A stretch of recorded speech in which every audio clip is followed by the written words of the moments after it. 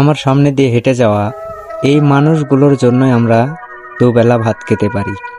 আমরা কি আদৌ তাদের সঠিক শ্রমের মূল্য দিতে জানি কি না জানি না, সেটা আমি বলতে পারবো না। আমাদের দেশের অর্থনীতির চাকা ঘোরানোর মেশিন ওনারাই। আমরা কৃষকদের ওপর নির্ভর করে কিন্তু অর্থনীতির চাকা অনেক দূরে এগিয়ে গিয়েছে।